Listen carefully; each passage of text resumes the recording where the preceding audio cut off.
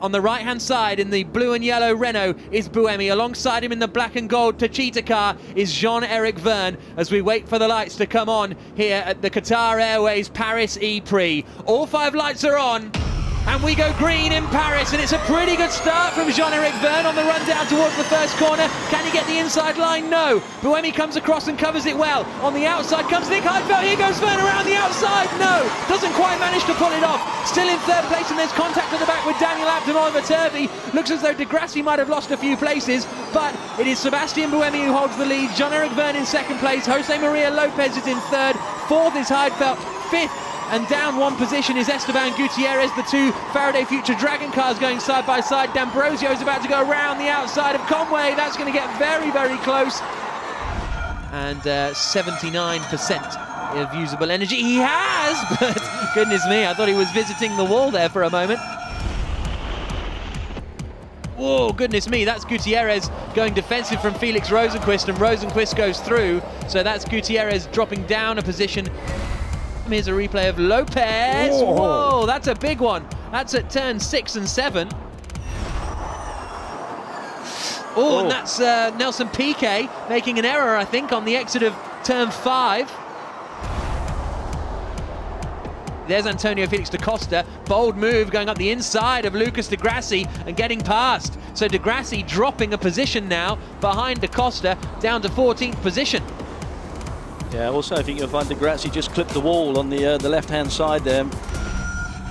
And here comes Di Grassi going for it up the inside. They're going to touch here. Da Costa just about keeps out of the wall. Antonio Felix da Costa close enough for a move. Da Costa covers the inside line. Oh, he's going for it around the outside. That's never going to work. They're both in the wall. Da Costa off, Di Grassi off. And that is a disaster for the championship contender. Here's a look at the replay, Mark. Yeah, he's going the long way around, which is always going to be a tough call. Then he's going into a right-hander. He's actually made the move, but at the same time, he hasn't quite given up the fact that Da Costa was letting him going to get away with it. And as we've clearly seen, Da Costa didn't want it to happen. Here comes Di Grassi to go past Nico Prost. Di Grassi uses his fan boost to go past Nico Prost down into the first corner. So that's a place gain for Di Grassi. He's up into 8th position.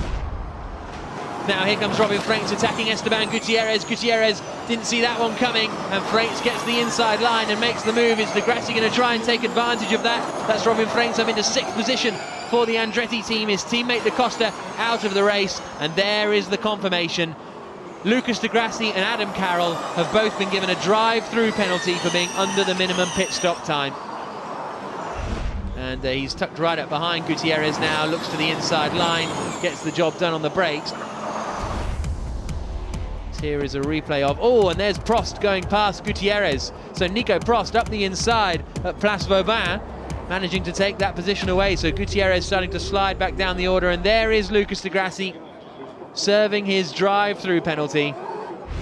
And and off. It's Jean-Eric Vergne. It's Jean-Eric Vergne from second place is in the wall. Well, here in the commentary box, I felt a huge thud, wondered what on earth was that, and it is Jean-Eric Vergne, the Parisian, out of the Paris ePrix. It's virtually on our doorstep as he makes this corner, hits the right side wall hard.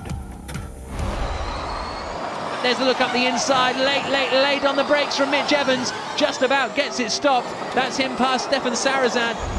Di Grassi's in the wall. Doesn't really affect anything because it means that he won't be able definitely now to set the fastest lap. Whoa, big lock up on the right front. Wow. Straight to the scene of the accident. There's the checkered flag. It's victory in Paris for Sebastian Buemi, and he extends his championship lead. Yes! To be honest, Chev was putting me under big pressure at the start, and I had to push very hard to make sure I could stay in front, and then really in the second car I had to push so much, and then he made the mistake. So clearly that gave me a little bit of clean air, but then quickly after there was a safety car, and I had to restart from zero. It's amazing to be able to achieve pole position and a win, so I'm going to celebrate and enjoy it as much as I can. Absolutely, go for those celebrations. Thanks, Sebastian, well done. Once again on top of the top step, and once again with his 11th victory in Formula E. And he was absolutely elated with that. With victory for Renault in Paris, everyone was very pleased.